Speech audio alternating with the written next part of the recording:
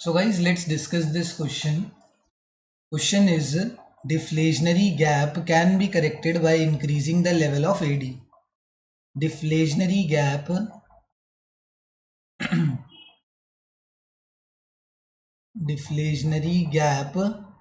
occurs due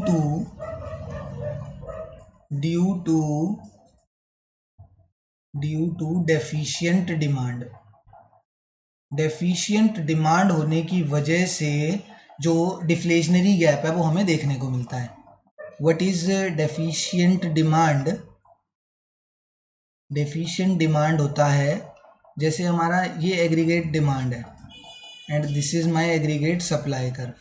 जहाँ पर ये दोनों कर्व मीट करते हैं this is known as full employment level और इक्विलिब्रियम लेवल, कुछ भी नाम से बोल सकते हो तुम इसे. तो ये फुल एम्प्लॉयमेंट लेवल है. जब इसी फुल एम्प्लॉयमेंट लेवल पर मेरा एग्रीगेट डिमांड छोटा पड़ जाता है, एग्रीगेट डिमांड क्या हो गया, ड्यू टू सम रीजन ये एग्रीगेट डिमांड हो गया कम. तो ये जो सिचुएशन अराइज होती है, ये जो अब हम फुल एम्प्लॉयमेंट से जो अंडर एम्प्लॉयमेंट इक्विलिब्रियम की तरफ आ गए, अब हमारा नया इक्विलिब्रियम कहाँ पर शिफ्ट हो गया, यहाँ पर शिफ्ट हो गया.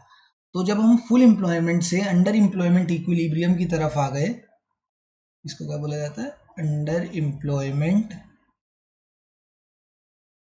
इक्विलिब्रियम बोला जाता है. तो ये जो गैप अराइज होता है इसको डिफ्लेशनरी गैप बोलते हैं. तो अगर हमें इस गैप को ठीक करना है तो मैं क्या करूँगा, देखो मेरे को इस गैप को ठीक करना है तो मैं कहूँगा कि जो ये एडी खराब हुआ है ना, इस एडी को वापस अपने ओरिजिनल पोजीशन पे लेकर आना है. और ओरिजिनल पोजीशन पे लाने के लिए टू करेक्ट डिफ्लेशनरी गैप और deficit demand, to correct deflationary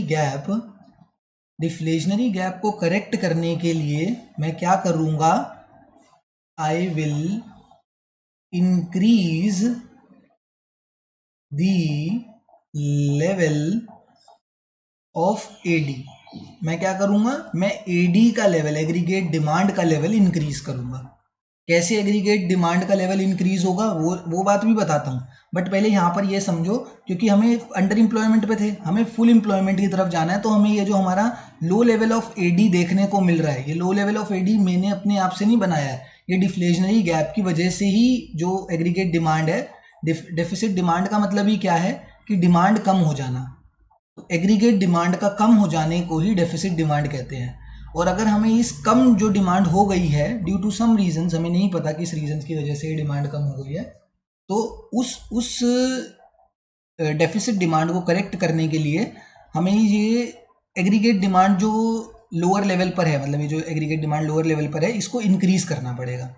अब ये इंक्रीज होती कैसे है, ये इंक्रीज होती है by increasing money supply in the economy,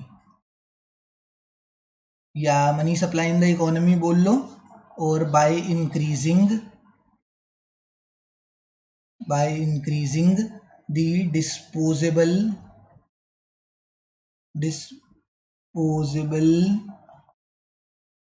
income in economy. जब तक हम डिस्पोजेबल इनकम या फिर मनी सप्लाई, दोनों का मतलब एक ही है, दोनों का मतलब एक ही समझ लो. डिस्पोजेबल इनकम या मनी सप्लाई का मतलब एक ही है.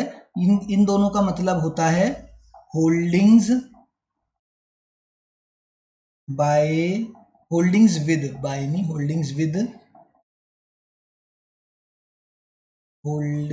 With general public.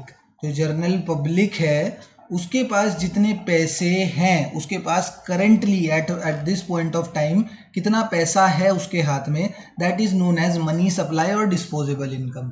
ठीक है, तो इस मनी सप्लाई या डिस्पोजेबल इनकम को मैं जितना इंक्रीज कर दूंगा, जितनी मेरे पास पैसे ज़्यादा हो जाएंगे. सरकार कैसे इंक्रीज कर सकती है लोगों की डिस्पोजेबल इनकम, उनको लोन देकर. ठीक है, लोन दे सकती है, या फिर उनके जो टैक्सेस हैं उनको कम कर सकती है। जितने ज़्यादा टैक्सेस कम होंगे उतने ज़्यादा लोगों के पास पैसे बढ़ेंगे, क्योंकि जितने ज़्यादा टैक्सेस बढ़ेंगे उतना ज़्यादा उसे सरकार को पैसा देना पड़ेगा और जनरल पब्लिक के पास पैसा कम हो जाएगा। अगर टैक्सेस कम होंगे तो लोगों के पास पैसे ज़्यादा रहेंगे। ठीक है, ये सारी चीज़ें बाद में करेंगे, अभी सिर्फ इतना समझो कि अगर लोगों के पास पैसे ज़्यादा रहेंगे तो वो और ज़्यादा स्पेंड कर पाएंगे एंड अपनी एग्रीगेट डिमांड को वो इंक्रीज कर पाएंगे। तो ये जो स्टेटमेंट यहाँ पर दे रखी है, this statement is absolutely true, that is deflationary gap को करेक्ट करने के लिए हमें एडी का लेवल इंक्रीज करना पड़ता है।